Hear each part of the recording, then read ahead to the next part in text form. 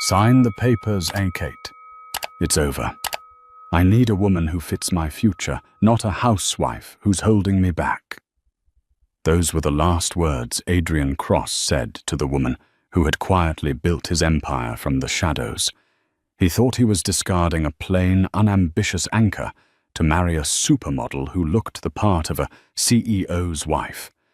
He didn't know that the boring woman sitting across from him wasn't just Kate the housewife. She was Catherine Hale Vanderbilt, the silent matriarch of the Ascension Trust, a $1 trillion fund that owned half of Wall Street. Today, you're going to hear the true brutal story of a man who traded a diamond for a piece of glass, and the devastating revenge that cost him everything. This is he divorced her for another woman. Unaware, he lost a $1 trillion queen. The rain in Manhattan didn't wash away the grime. It just made the city look like it was weeping oil. Inside the penthouse suite of the Pierre Hotel, the atmosphere was drier than the Sahara and twice as cold. Adrian Cross stood by the floor-to-ceiling window, looking down at Central Park. He adjusted the cuffs of his bespoke Brioni suit, checking his reflection in the glass. He looked every inch the tech mogul of the year, 34 years old, sharp-jawed with eyes that used to look at his wife with adoration, but now held only impatience. "Are you done reading yet?" Adrian asked, not turning around. Sitting at the mahogany dining table was Catherine, Kate. To the outside world, she was the invisible Mrs. Cross. She wore a simple beige cardigan that had seen better days and no makeup. Her hair was pulled back in a practical, messy bun. She didn't look like the wife of a man whose company, Cross Dynamics, had just been valued at $3 billion. She looked like a relic, a ghost of his struggling past. Kate looked down at the divorce settlement. The terms were generous, theoretically. $10 million. The beach house in the Hamptons, a clean break. But the money meant nothing to her.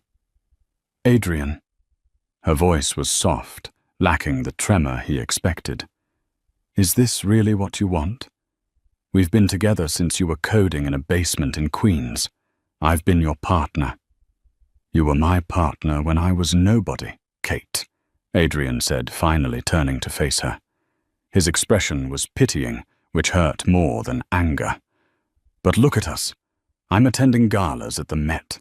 I'm shaking hands with senators and the heads of J.P. Morgan.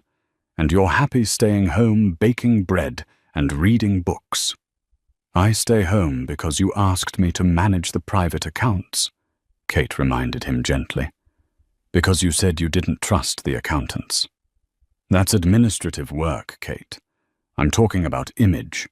I need a wife who can walk a red carpet, a wife who speaks 3 languages, a wife who matches the brand."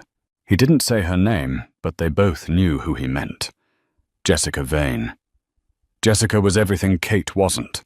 Tall blonde, an influencer with 4 million followers and a fake British accent. She was the daughter of a minor steel magnate, giving her just enough pedigree to dazzle Adrian, who was desperate to be accepted by old money. "It's Jessica, isn't it?" Kate signed the last page of the document. She didn't cry. She closed the folder with a definitive thud. Adrian sighed, relieved. "She understands the world I live in now, Kate. She can help me expand into the European markets. Her father knows people in Monaco. Look, I don't want to be cruel. You're a good woman. But we've outgrown each other. You're simple. I'm complex." Kate stood up. She was shorter than him, but for a split second, Adrian felt a strange shift in the air pressure. A heaviness. She looked him dead in the eye, her brown eyes suddenly sharpening into something resembling obsidian. "Simple," she repeated.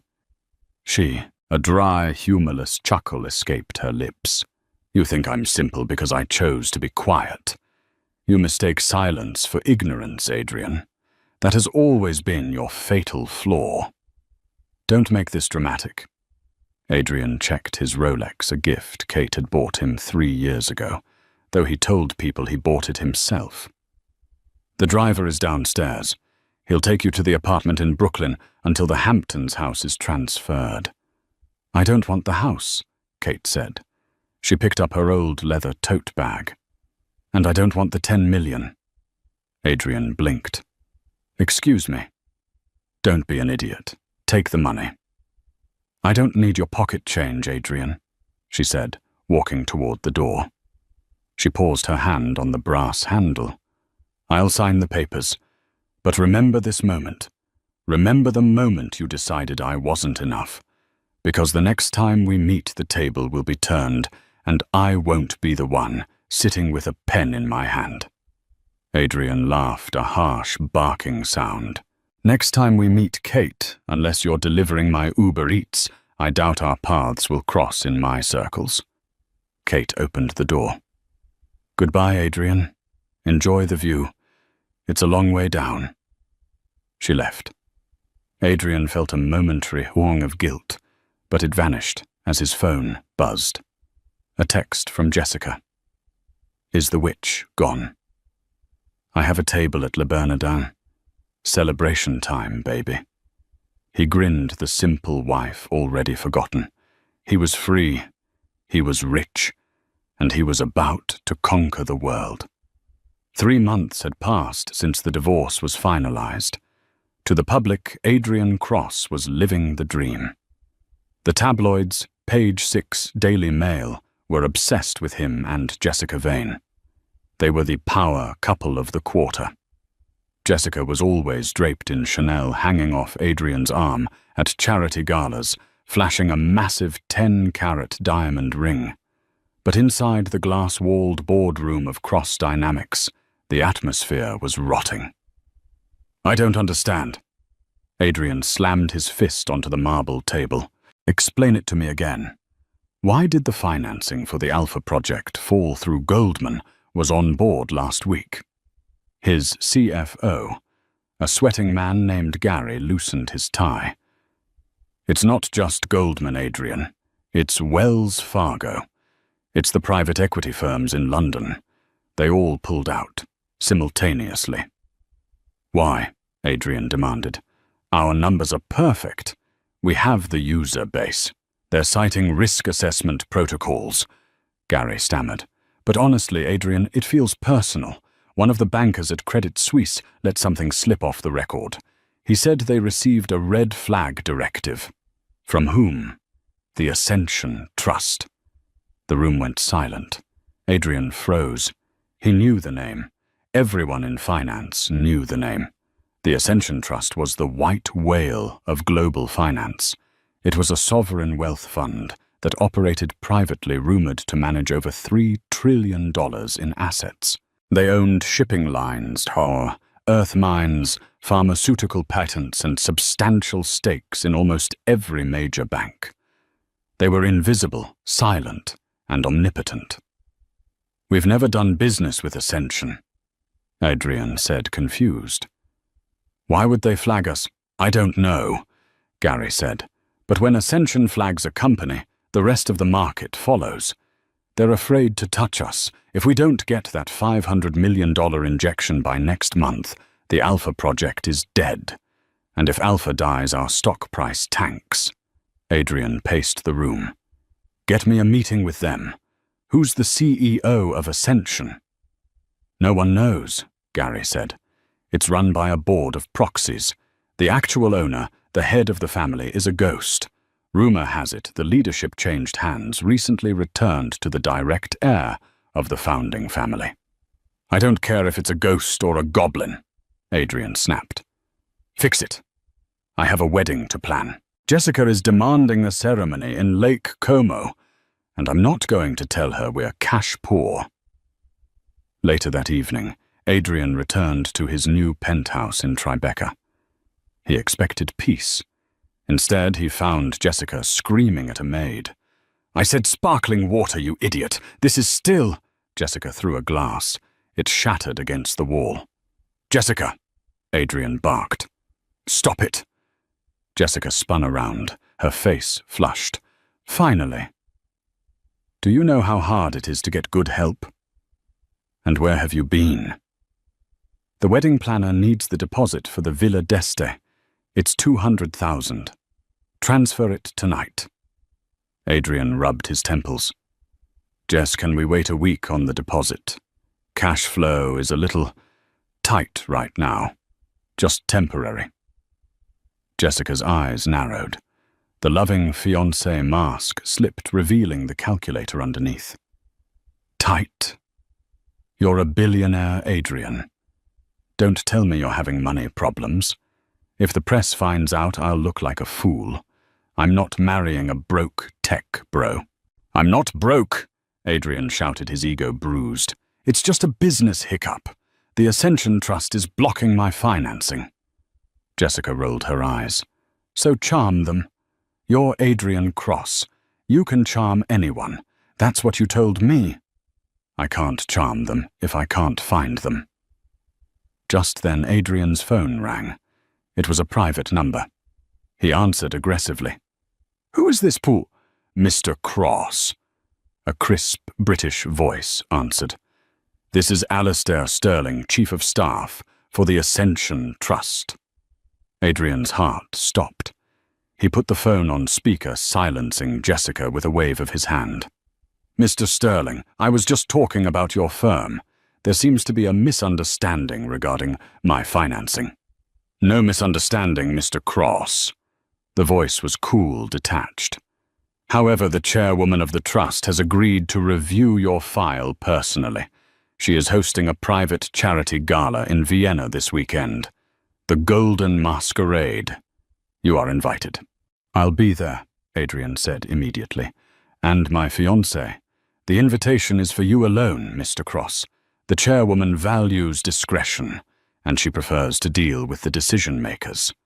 Adrian looked at Jessica, who was fuming. "Fine. I'll be there alone." "Good. The chairwoman is eager to see if the reality of Adrian Cross lives up to the reputation." The line went dead. "You're going without me," Jessica screeched. "To Vienna. Who is this chairwoman?" "It's business, Jessica." Adrian grabbed his jacket. "If I land this deal, we get the wedding, the house, the jet, everything. If I don't, we lose it all. So shut up and let me work." He stormed out. He didn't know why, but as he rode the elevator down, his mind drifted back to Kate. Kate never threw glasses. Kate never demanded deposits. When his first company failed 5 years ago, Kate had sold her grandmother's jewelry, the only valuable thing she owned, to make payroll for his employees. She had handed him the check and made him a grilled cheese sandwich, telling him, "Money is loud, Adrian, but wealth is quiet. You'll make it back." He shook his head. "Stop it," he told himself. Kate was a doormat. This chairwoman. She's the real deal. A $1 trillion queen. I just have to convince her I'm worth the investment. Little did he know he had already convinced her. He had convinced her he was worth absolutely nothing.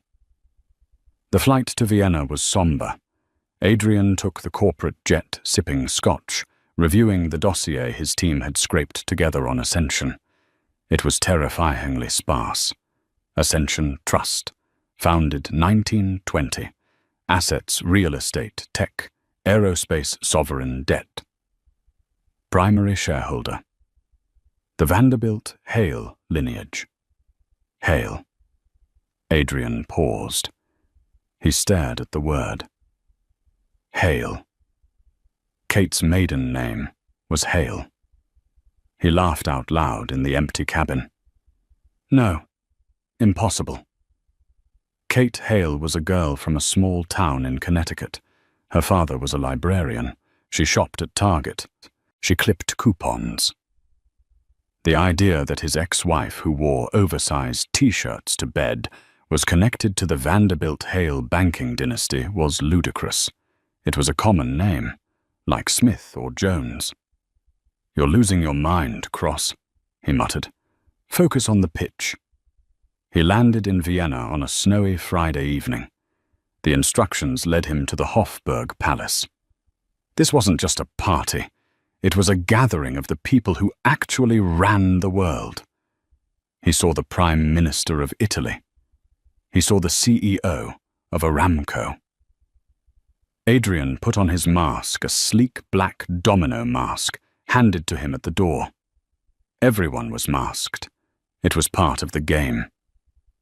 He wandered the ballroom, champagne in hand, feeling small for the first time in years. He was a shark in a pond, but here he was, swimming with leviathans. "Mr. Cross." He turned. A man in a tuxedo, the one who had called him Alistair Sterling, bowed slightly. "The chairwoman will see you now. She is on the balcony." Adrian straightened his tie. This was it. This was the pitch of his life. He followed Alistair up a marble staircase away from the noise of the orchestra. They reached a secluded balcony overlooking the snowy streets of Vienna. A woman stood there. She was facing away from him, looking out at the city. She wore a gown of midnight blue velvet that hugged her figure with a train that pooled like liquid sapphires around her feet. Her back was bare, revealing skin that glowed in the moonlight. She wore no jewelry except a single massive diamond choker that Adrian recognized from a Christie's catalogue it had sold for $40 million last month. She radiated power. It came off her like heat. "Madame Chairwoman," Adrian said, using his most charming, deep voice. "It is an honor." The woman didn't turn. "Mr. Cross, you've come a long way to beg for money." The voice. It was lower, huskier, refined by elocution lessons, but the timbre. It sent a chill down Adrian's spine. "I've come to offer a partnership," Adrian corrected, stepping closer. "Cross Dynamics is the future. Your red flag is a mistake. I'm the best in the industry." "The best?" The woman turned slowly. She wore a mask made of white gold and diamonds that covered the upper half of her face. But her mouth, her lips were painted a deep crimson. And her jawline. "You claim to be a visionary, Adrian," she said. "But you have a history of making poor investments. You trade long-term value for short-term assets." "I don't know what you mean," Adrian said, his throat suddenly dry. "I think you do." She reached up and unclasped the mask. It fell away. Adrian stopped breathing. The face was sharper. The makeup was flawless. The eyes were whole and commanding. But there was no mistaking it. It was Kate. But not the Kate who baked bread. This was a Kate who could buy his entire life with the change in her purse. "Hello, Adrian," she said, a cruel smile playing on her lips. "I believe you wanted to discuss my simplicity." The wind on the balcony of the Hofburg Palace whipped around them, carrying the scent of snow and roasting chestnuts from the streets below. But Adrian Cross was sweating. He stared at the woman standing before him. The face was the one he had woken up to for 7 years. The eyes were the ones he had ignored over breakfast 1,000 times. But the posture, the aura, the terrifying stillness that was a stranger. "Kate," Adrian whispered, his voice cracking. "This is a joke. A prank. Did you hire actors? Did you sleep with someone to get in here?" Catherine Hale. Vanderbilt didn't flinch. She simply took a sip of her champagne, the crystal flute looking fragile in her hand. "Typical Adrian," she said, her voice smooth and devoid of the warmth he used to take for granted. "When faced with something you can't understand, you assume it's a trick. You assume I'm incapable." You clipped coupons for laundry detergent, Adrian shouted, stepping forward. Two massive security guards materialized from the shadows, but Catherine raised a hand to stop them. You drove a 2014 Honda Civic. You cried when we went over budget on groceries. I respected our budget because you set it, she corrected him calmly. I lived the life you could afford, Adrian, because I wanted to be your partner, not your savior. I wanted to know if you loved me, or if you would just love what I could give you. She walked over to the stone railing looking out at the city lights. My grandfather was Silas Hale. You know the name? Adrian felt the blood drain from his face. Silas Hale was a myth in the banking world. A robber baron of the 20th century who had consolidated steel, oil, and shipping into a private trust so vast it was never publicly listed. He died 10 years ago, Adrian stammered, and left everything to his only granddaughter, Catherine said. I was 24. I was terrified of the shark tank. So the board of trustees managed the assets while I tried to find a normal life. I met a young, ambitious coder in a coffee shop in Queens. He seemed hungry, passionate, and he didn't know who I was. It was intoxicating. She turned back to him. The moonlight hit the diamonds at her throat, scattering light across her face. I loved you, Adrian. I loved you enough to play the role of the supportive, simple wife. I waited for you to build your own empire. I thought once he feels secure, he'll see me. But you didn't. As you got richer, you got smaller. You became shallow. You traded substance for shine. Adrian's mind was racing. He was doing the math. If she was the Hale heiress, the alimony he had given her, the $10 million. $10 million, he muttered, a hysterical laugh bubbling up. I gave you $10 million to go away. That's why you didn't fight for more. It wasn't pride. It was indifference. It was pocket lint, Adrian, Catherine said icily. I make $10 million in interest every 4 hours. The reality hit him like a physical blow. He fell back against a stone bench. He had divorced a woman worth trillions to marry an Instagram model who panicked over a credit card decline. Why tell me now? Adrian asked, looking up at her. Why bring me here to gloat? To give you a chance, Catherine said. Adrian sat up straight. Hope, desperate and pathetic, clawed at his throat. A chance. I am a businesswoman first, Adrian. I don't let emotions dictate the market. You have a company. It's failing because I flagged it. I admit that was personal. A moment of weakness. She placed her champagne glass on the ledge. Convince me, right now. Pitch me cross dynamics.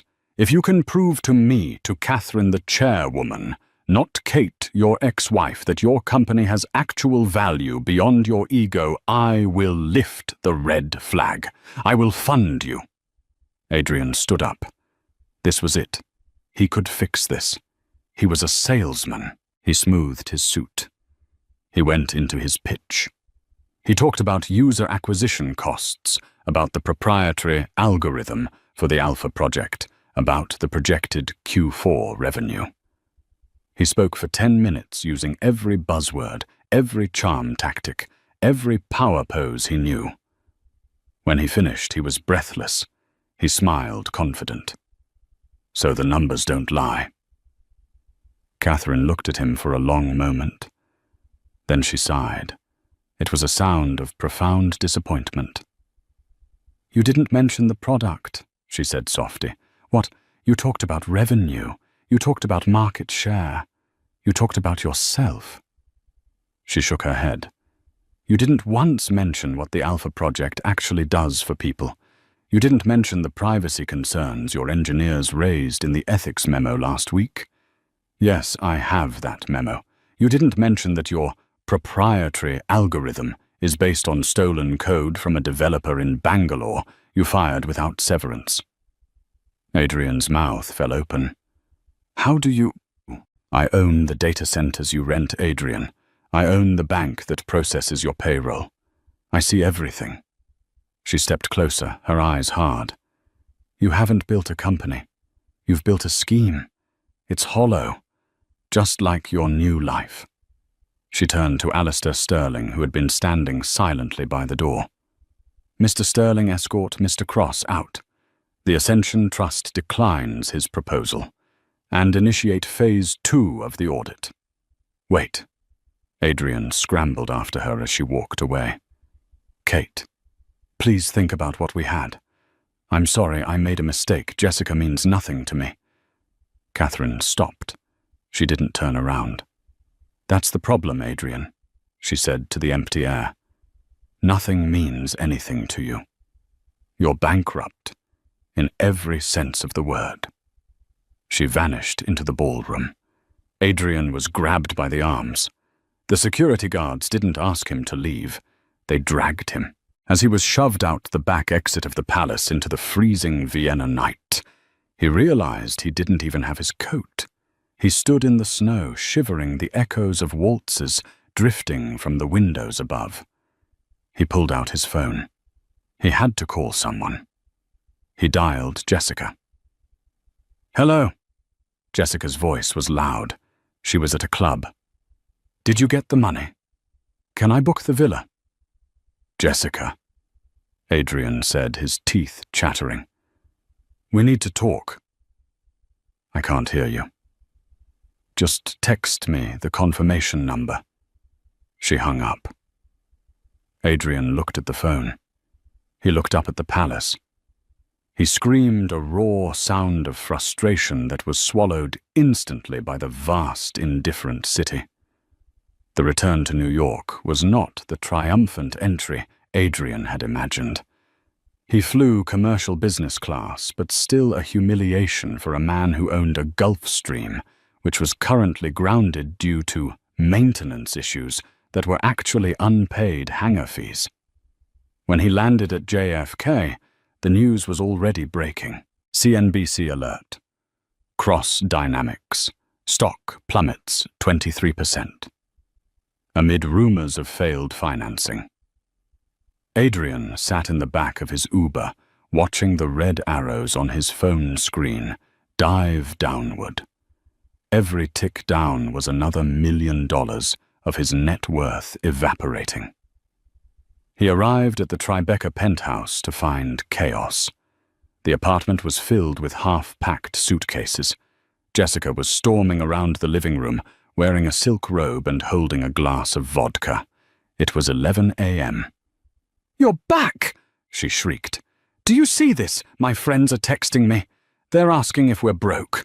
Vogue just cancelled my feature for next month because they heard rumors of instability. Fix this, Adrian." Adrian dropped his bag. He looked at Jessica, really looked at her.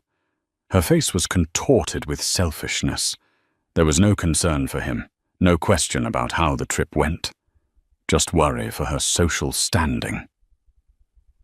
"The deal didn't go through," Adrian said flatly. Jessica froze. "What? Ascension passed. They're auditing us. So go to someone else." Jessica threw her hands up. "Go to BlackRock. Go to the Saudis." "I can't," Adrian snapped. "Ascension is the bellwether. If they pass, everyone passes. We're radioactive." "So what does that mean for me?" Jessica demanded, stepping closer. "What about the wedding? The ring?" "I am not walking down the aisle in a backyard, Adrian." "Is that all you care about?" Adrian shouted. "I just lost half my company's value in 6 hours. I might be investigated by the SEC, and you're worried about a party." "I'm worried about my brand," Jessica screamed back. "I have sponsors. I can't be associated with a failure." Adrian stared at her. The contrast was blinding. He remembered the night his first server room flooded. He had called Kate at 3 a.m., sobbing. She had driven over in her pajamas with a wet/dry vac and coffee, and they had spent the night sucking up water together. She hadn't worried about her brand. She had worried about him. "Get out," Adrian said. "Excuse me. Get out. Go to your mother's. I need to work. You can't kick me out. I live here. It's my apartment, Jessica. And right now I can barely afford the mortgage. Get out, Jessica scoffed. She grabbed her purse. Fine. I'm going to the Hamptons. Call me when you're a billionaire again. Or don't. She slammed the door. Adrian was alone. But he didn't have time to wallow. He went to his home office and locked the door. He had to fight back. If Catherine wanted war, he would give her war. She might have the money, but he knew her secrets. Or at least he thought he did. He called his lawyer a shark named Arthur Pendergast. Arthur, I need you to dig. Everything on Catherine Hale. Your ex-wife. Arthur sounded confused. Adrian, we just settled the divorce. It's done. It's not done. She's the head of the Ascension Trust. She defrauded me. There was a long silence on the line. Adrian, are you drunk? I'm serious. She hid her assets. That's fraud. If she's worth trillions, I'm entitled to half of the appreciation of those assets during our marriage. I want to sue for a readjustment of the settlement. I want billions, Arthur. Arthur sighed. Adrian, listen to me closely. If she is the head of Ascension, you don't sue her. You run, you hide. Those people don't play by the law. They write the law. Just file the damn suit. Adrian slammed the phone down. He spent the next 3 days in a caffeine-fueled haze, trying to keep his company afloat. He fired 30% of his staff via Zoom. He sold off the patent rights to his earlier inventions. He stopped paying vendors. It was a desperate attempt to stop the bleeding. But Catherine was everywhere. On Tuesday, the Wall Street Journal ran a front-page exposé, The Hollow Tech Inside the Ethical Nightmares of Cross Dynamics. The source was anonymous, but the documents were internal memos only the CEO and the board had access to, or someone who owned the servers. On Wednesday, the Department of Labor opened an investigation into his hiring practices. On Thursday, his bank accounts were frozen. Not by the government, but by the bank itself citing suspicious activity reviews. The bank was a subsidiary of a holding company owned by Ascension. Adrian was trapped in a box that was shrinking every hour. He decided to play his last card. He knew where Catherine was staying. She was in New York for the quarterly board meeting of the Metropolitan Museum of Art. She would be staying at the penthouse of the Carlyle. He didn't call. He went there. He looked like a wreck, unshaven, wearing the same suit for 2 days, eyes bloodshot. He marched into the lobby of the Carlyle. I'm here to see Catherine Hale, he told the concierge. Ms. Hale is not accepting visitors, the concierge said, not even looking up. Tell her it's her husband, ex-husband. Tell her I have the press on speed dial. I'll tell them everything. I'll tell them she's a recluse. I'll tell them she's mentally unstable. It was a bluff and a weak one. But Adrian was desperate. The concierge paused, listening to an earpiece. He looked at Adrian with a mixture of pity and disdain. She will see you. The library. 2nd floor. Adrian stormed up the stairs. He burst into the private library. Catherine was there, sitting in a leather armchair, reading a first edition of The Great Gatsby. She wore a cream-colored cashmere suit that cost more than Adrian's car. She looked serene, untouchable. Blackmail Adrian? She asked, not looking up from the page. Really? That's beneath even you. You're destroying me, Adrian shouted. You're dismantling my life, piece by piece. Why is this revenge? Because I left you. Catherine closed the book. Revenge. No. Revenge is passionate. This is correction. She stood up and walked to a table where a file lay open. You built your company on lies, Adrian. You inflated your numbers. You stole code. You treated your employees like cattle. I ignored it when I was your wife because I was blinded by love. I made excuses for you. I told myself you were just stressed. She picked up a document. But when you discarded me because I wasn't useful to your image, you woke me up. You made me realize that by staying silent, I was enabling a monster. I have a responsibility, Adrian. My family's money shapes the world. We invest in the future. You are a bad investment. You are a cancer in the market. And it is my job to cut it out. I'll sue you, Adrian hissed. I'll tell the world you hid your money. I'll get half. Catherine laughed. It was a genuine, amused laugh. Oh, Adrian, did you never read the prenup? We didn't have a prenup. I insisted on it because I thought I was the one with the money. Correction. Catherine smiled. You didn't sign your prenup. You signed the one my lawyers slipped into the closing papers for our first apartment. You thought it was a deed transfer. You really should read what you sign. Adrian froze. Clause 14, Section B, Catherine recited. All assets acquired or held by either party prior to or during the marriage remain the sole property of the original holder if said holder is a beneficiary of the Hale Family Trust. It's ironclad, Adrian. You signed away your rights to my fortune 7 years ago while you were busy bragging about your new loft. Adrian fell to his knees. The floor felt hard and cold. He had been outplayed from the very beginning. He had been playing checkers while she was playing 4D chess. So that's it, he whispered. You're going to leave me with nothing. No, Catherine said. She reached into her bag and pulled out a small white envelope. She tossed it onto the floor in front of him.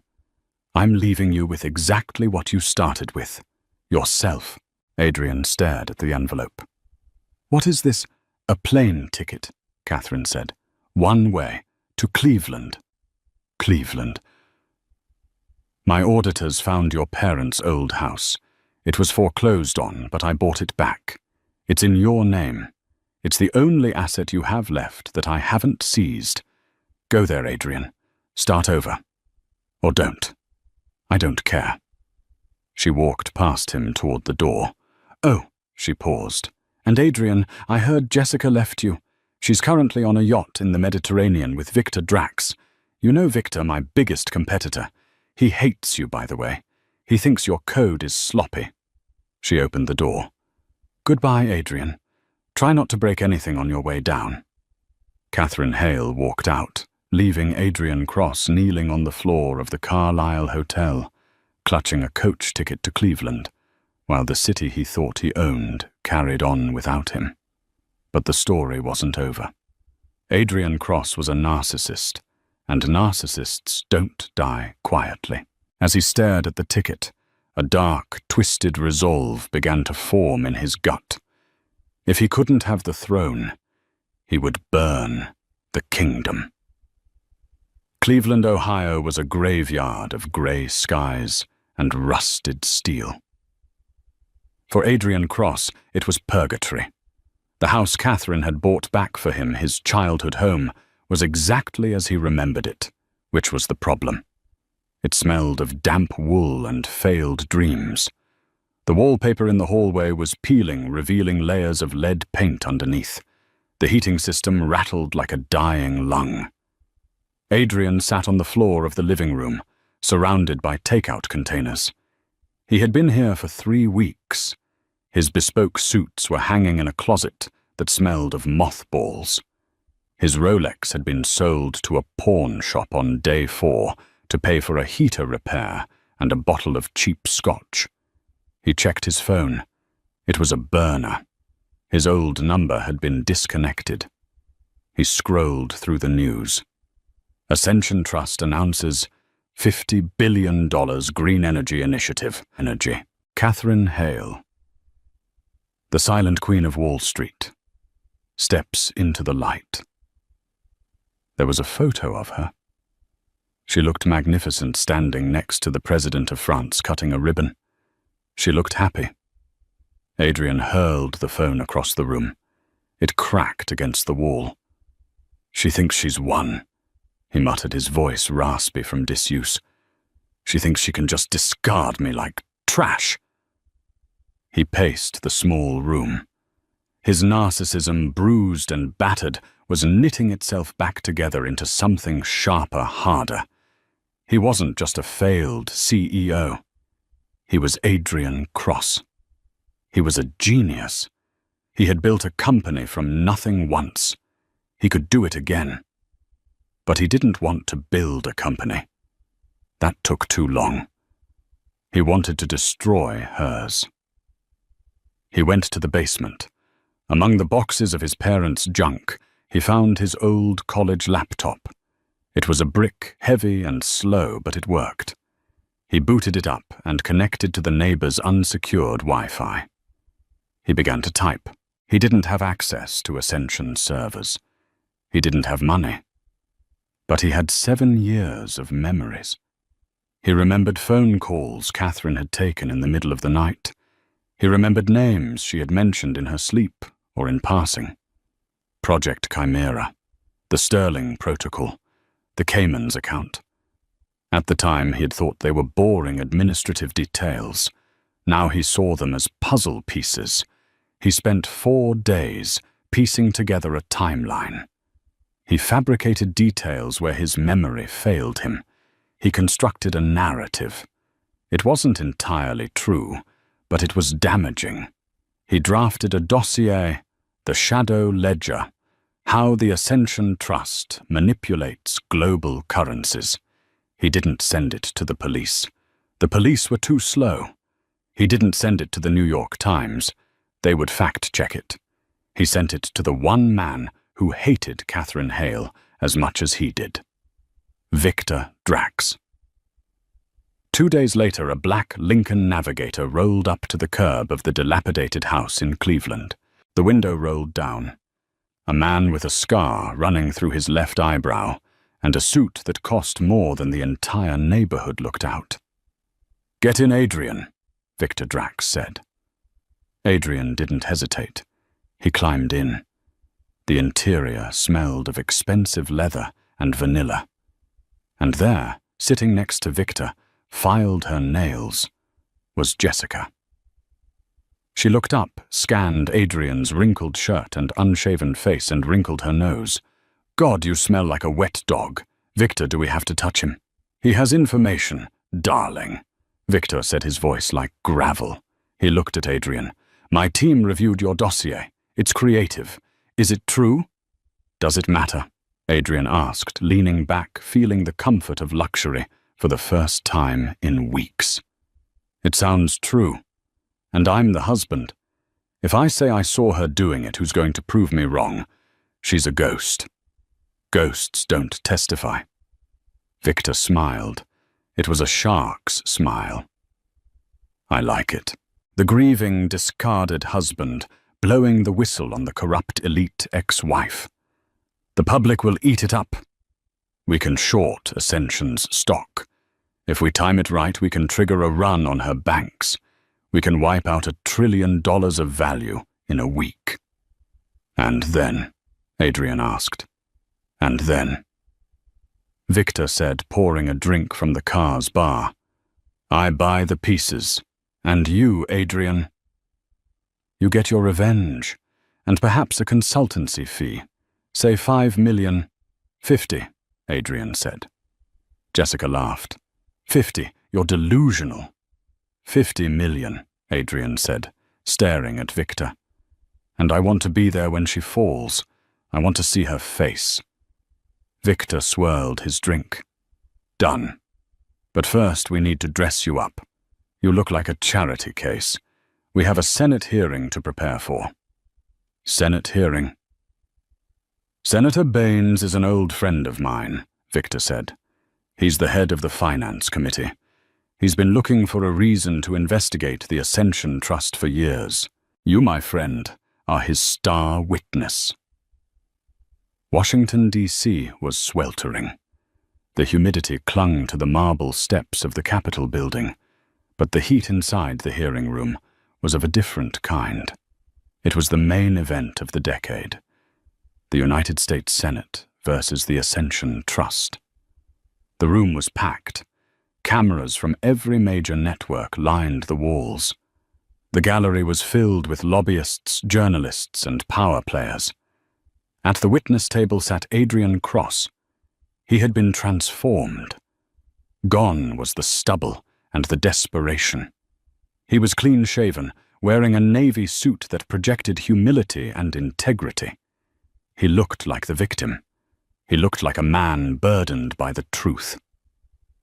"Mr. Cross," Senator Baines boomed from the dais, "you were married to Catherine Hale for 7 years or so years. In that time, did you witness illegal activities regarding the manipulation of foreign currencies?" Adrian leaned into the microphone. He paused for effect, looking down at his hands, then up at the camera. "I did, Senator." A gasp went through the room. "It started small," Adrian lied smoothly. Dinners where she would discuss crashing the Thai baht to buy real estate cheap. Phone calls with central bankers. Catherine. Ms. Hale. She believes she is above the law. She calls the Ascension Trust the invisible hand. She used to tell me that democracy was just a puppet show, and she pulled the strings. "And why did you stay silent?" Baines asked, feigning sympathy. "I was afraid," Adrian said, his voice breaking perfectly. "She's powerful. She controlled my finances, my career. When I tried to leave, she destroyed my company. She took everything. I'm only here today because I can't live with the guilt anymore." It was a masterclass in manipulation. In the gallery, Jessica Vane was live streaming, whispering to her followers, "He's so brave." She was a monster to him. Victor Drax sat in the back, checking his phone. Ascension stock was already down 8%. He had made $400 million since the hearing started. "Thank you, Mr. Cross," Senator Baines said. "We will now call the CEO of the Ascension Trust, Ms. Catherine Hale." The double doors at the back of the room opened. Silence fell like a guillotine. Catherine entered. She wasn't alone. She was flanked by 6 lawyers, but she walked ahead of them. She wore a white suit, stark, clinical sharp. It was a visual rejection of the dark villain narrative Adrian had painted. She looked like a surgeon arriving to cut out a tumor. She walked to the witness table and sat down 4 feet away from Adrian. She didn't look at him. Not once. "Ms. Hale," Senator Baines began, his tone aggressive, "you have heard the testimony. Your former husband claims you are running a global criminal enterprise. How do you plead?" Catherine adjusted the microphone. She looked up at the senator, then scanned the room. Her eyes finally landed on the camera. "I plead competence," she said. Her voice was calm, contrasting with Adrian's emotional performance. "This is not a joke, Ms. Hale," Baines snapped. "Mr. Cross has provided a dossier of dates, times, and account names." "Yes," Catherine said. "I have read the dossier. It is a work of fiction, a very entertaining one, but fiction nonetheless." "Mr. Cross is under oath," Baines shouted. "Mr. Cross," Catherine said, turning to look at Adrian for the first time, "is a desperate man who is currently on the payroll of Victor Drax." Adrian flinched. "That's a lie." "Is it?" Catherine reached into her briefcase. She pulled out a tablet. "Senator, may I submit evidence to the record, Exhibit A?" The screens in the hearing room flickered. A video appeared. It was grainy footage, security camera footage. It showed the interior of a black Lincoln Navigator. Victor Drax's voice filled the room. The grieving, discarded husband blowing the whistle. "We can short Ascension's stock, say 5 million. Adrian's voice followed. 50 million. The room erupted. Journalists were shouting. Victor Drax stood up in the back, his face pale, trying to push his way out of the crowded room. "Order! Order!" Senator Baines banged his gavel, looking terrified. "Where did you get this? I own the satellite network that operates the GPS in Mr. Drax's car," Catherine said simply. "And I have a legal warrant for surveillance due to a corporate espionage investigation I opened 6 months ago. The conversation you just heard took place in Cleveland, Ohio, 4 days ago." She turned to Adrian. He was frozen. His mouth opened and closed, but no sound came out. "But that is not the only thing, Senator," Catherine continued, her voice gaining steel. "Mr. Cross claims I manipulated currencies, the dates he listed in his dossier. On 3 of those occasions, I was actually in the hospital." She projected a new document. 7 years ago. 5 years ago. 3 years ago. 3 years. Medical records. I was undergoing IVF treatments. The room went quiet again. The intimacy of the revelation stripped away the cold corporate queen image instantly. "I was trying to give my husband a child," Catherine said, her voice softening, just a fraction, making it infinitely more devastating. "While he was working late, which we now know meant he was with Ms. Vane. I was in a clinic alone. The calls he claims I made to bankers. Those were calls to my doctors, Senator, asking why the pregnancies were failing." She looked at Adrian with a mixture of pity and absolute disgust. "You took the most painful moments of my life, Adrian, and you twisted them into a crime to sell to my competitor for $50 million. You aren't a whistleblower. You are a prostitute." The gavel banged, but no one heard it over the roar of the crowd. Adrian slumped in his chair. He felt the eyes of the world on him. It wasn't admiration anymore. It was revulsion. He looked toward the back of the room for Victor, but Victor was gone. He looked for Jessica. Jessica was still live streaming, but she had turned the camera on herself. "I had no idea," she was saying, crying fake tears. "I was manipulated too. He lied to me. I'm a victim." Catherine stood up. "I believe I am finished here, Senator, unless you have questions about my actual business." Senator Baines, realizing his career was likely over for colluding with Drax, shook his head mutely. Catherine walked out. As she passed Adrian, she paused. She leaned down, her lips brushing his ear. The microphones didn't catch it, but Adrian heard every syllable. "I told you, Adrian. Wealth is quiet. You were too loud." She left him sitting there, drowning in the noise he had created. The steps of the Capitol building were a gauntlet of flashing lights and screaming questions. Adrian Cross stumbled out into the humidity of D.C., but he wasn't walking as a free man. 2 federal marshals gripped his elbows, guiding him through the chaos. "Mr. Cross, did you know about the recordings? Adrian, is it true you're bankrupt?" Adrian looked up, searching the sea of faces for one ally. He saw Jessica Vane standing near a CNN van. She wasn't hiding. She was giving an interview. She dabbed her dry eyes with a tissue, looking straight into the camera. "I was a victim of his manipulation," Jessica sobbed, her voice perfectly pitched for sympathy. "He told me he was the one being abused. I had no idea he was trying to hurt that poor woman. I'm just glad the truth is out." Adrian lunged, straining against the marshals. "You liar! You helped write the dossier. You proofread the lies." Jessica didn't flinch. She looked at him with cold, dead eyes, the same eyes he had looked into when he divorced Kate and turned back to the reporter. "See," she whispered, "he's unhinged." As Adrian was shoved into the back of a squad car, severing him from the world of the wealthy, forever he caught one last glimpse of the steps. Catherine stood there. She wasn't looking at the cameras. She was looking at him. She didn't smile. She didn't wave. She simply watched him disappear, her face an unreadable mask of finality. Then she put on her sunglasses and turned back into the halls of power.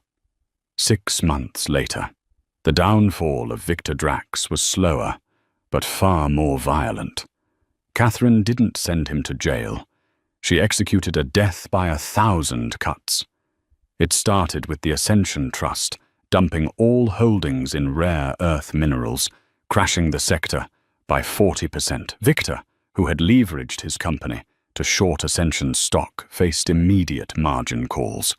When he couldn't pay his creditors, came calling. Catherine had bought his debt. Victor sat in his London office as security arrived to escort him out. He left his empire carrying nothing but a cardboard box ruined by the woman he had underestimated. 5 years later. Federal Correctional Facility. Otisville was a grey cage for the forgotten debris of society. Inmate 8940C sat in the common room, looking older than his 40 years. His hands, once manicured, were rough from prison labor. Adrian Cross paid other inmates cigarettes to let him watch the financial news. It was his only window into the life he had lost. Bloomberg TV special report, The $1 trillion Matriarch. The screen showed footage of a gala in Davos. Catherine looked breathtaking silver streaks in her hair, worn like a crown. But it wasn't the money that made Adrian's chest tighten. It was the man standing next to her, Dr. Elias Thorne, a pediatric surgeon with kind eyes.